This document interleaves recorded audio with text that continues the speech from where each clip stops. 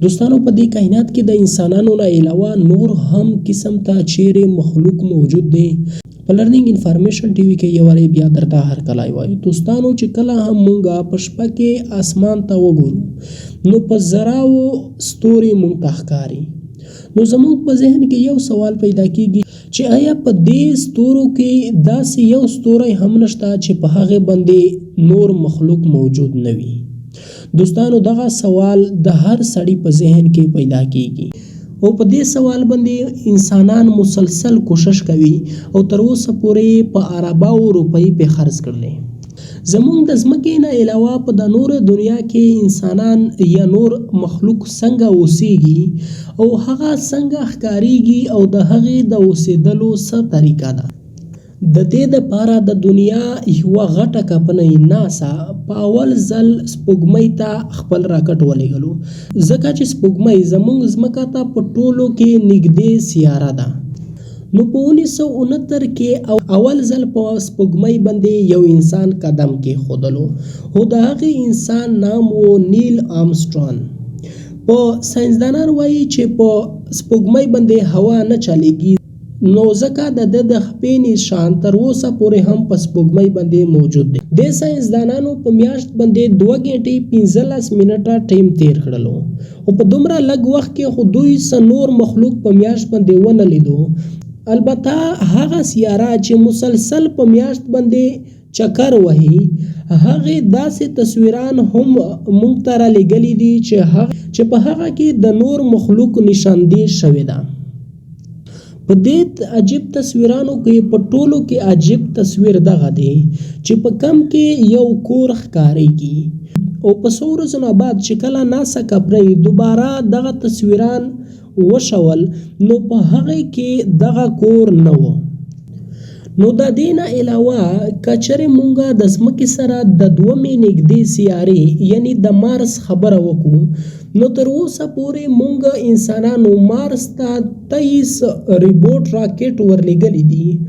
چې په هغې کې خو تر اوسه 17 فیل دي او باقي چې پکې پاس شول او دغه روبوټ تر اوسه پورې هم په خپل میشن باندې لګیا دي. ساینسدانان وایي چې دغه روبوټ چې تر اوسه پورې موږ ته کم تصویران رالیږلي دي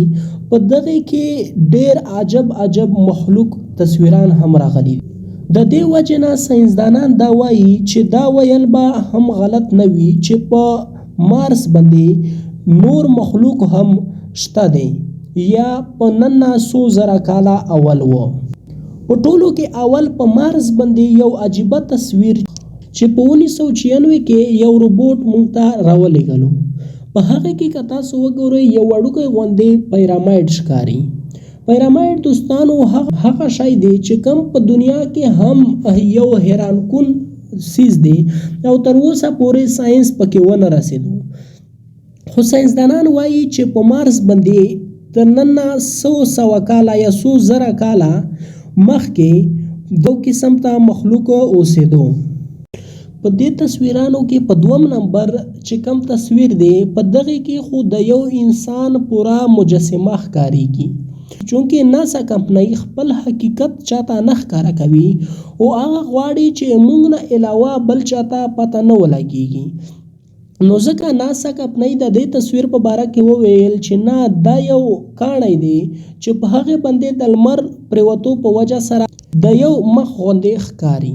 د دې نه علاوه په 2016 کې چې روور روبوټ کله موږ ته یو بل تصویر راولېږلو چې په هغه کې د یو انسان د خپې پوره هډوکی ښکاریږي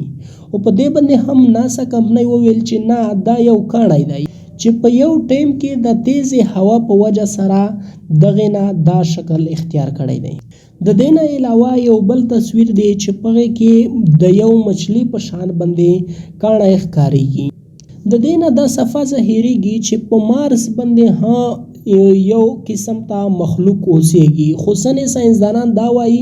چې د 900,000 کاله مخکې په مارس باندې څه قسم ته مخلوق اوسېده او ساینسدانان دا وایي چې نه تر اوسه هم په مارس باندې نور مخلوق موجود دی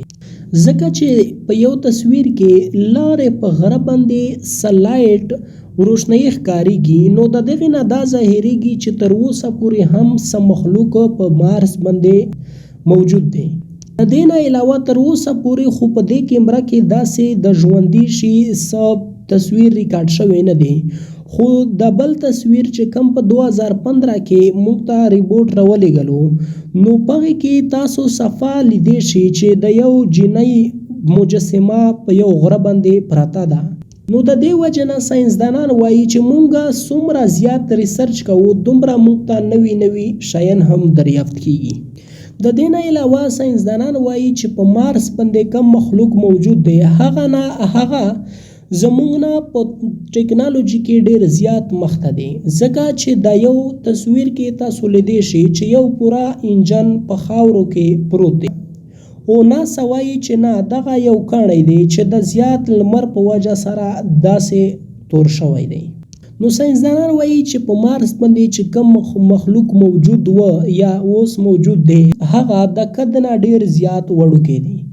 امید لرم چې دا ویډیو به هم د ستاسو خوښه شوې وي. د نورو داسې معلوماتي ویډیو لپاره دا ویډیو لایک او چینل سبسکرایب